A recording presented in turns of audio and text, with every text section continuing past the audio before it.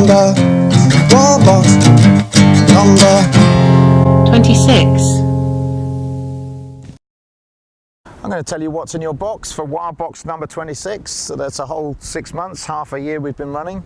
And just to talk you through the ingredients, we have a couple of new ones this week. This is chickweed, which is a very common and soft salad with a mild flavour. You can also use it cooked, and that's in fact what we're going to do this week. We'll use it in the stir fry. Then we have Swedish white bean berries.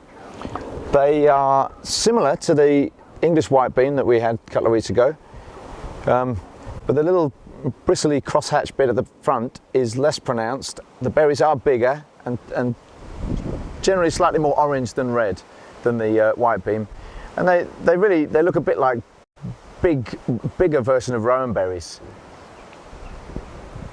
Then we have black mustard, which is another of our wonderful wasabi mustard flavoured leaves. We introduced you to white mustard in the last couple of weeks. Black mustard has got a kind of sort of deeper, darker flavour, and probably more on the sort of radish side of things, with a little bit of wasabi and mustard mixed in there.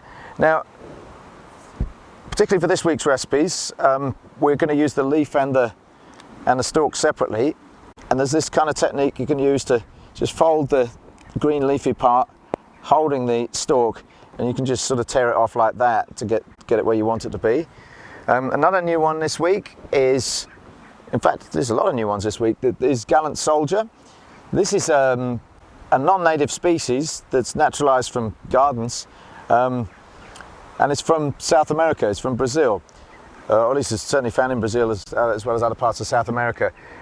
It's a mild green. You can use it in salads. The leaves are a little hairy though, but I guess once coated in dressing, that's not really noticeable.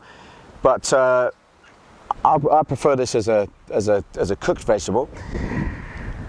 And then we have Alexander's, which is an old English vegetable. It's grown right up to the sort of Victorian era quite commonly, but introduced by the Romans. The old name for it was parsley of Alexandria, which suggests a use for these leafy parts. You can use it as a substitute for parsley. It's actually stronger than parsley. And then the stalks, I guess you'd use in a similar way to celery. I wouldn't say they have a particularly celery-like flavour, but the uses are very similar.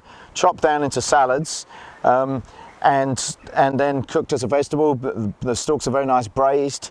If you cook them for less time, they have quite a strong flavour, but that's good, balanced out with other strong flavours. And then sea aster. This is not by any means the first time this has been in the wild box, but this week we've got a dish that's built entirely around the sea aster. I'll tell you about that in a moment. So going back to I haven't mentioned the oxeye daisy. So here's oxeye daisy again, and that's going to be going in as part of a stir fry. And the stir fry is going to include a little note of slight bitterness that's in the Swedish white bean, and slight sourness, but also sweetness. And the chickweed we're going to cook very briefly in that stir fry. We're going to have the parsley-like leaves of the Alexanders as well, and the gallant soldier. So it's going to be quite a sort of melding together of these different flavours and textures. The aster, you may have noticed we quite like playing with words and also rhyming. So the aster dish is going to be called aster pasta. And just to say, you do need to clean these leaves quite thoroughly, and especially the stalks. They can get mud down in the groove of the stalk. So ideally get a little brush, ideally a sort of toothbrush sized brush to get in there. Make sure they're nice and clean before you cook them. And then just to say, again, I really highly recommend you get some jars, just reuse your jars. And that's a great way to store the plants once you take them out of the bags. And even the aster can go in a bag. In a jar like this, you see I'm sort of folding it around. It's kind of like a snake curled up in a jar there. And then that can go in your fridge. And so here's one of the bags. Now there's a couple of things you can do with a mister if you want to keep the things in the bags for a little while. Or you can just keep misting them and keep them in the bags if you'd like to do that. But just a little mister like this that you might use for spraying your house plants.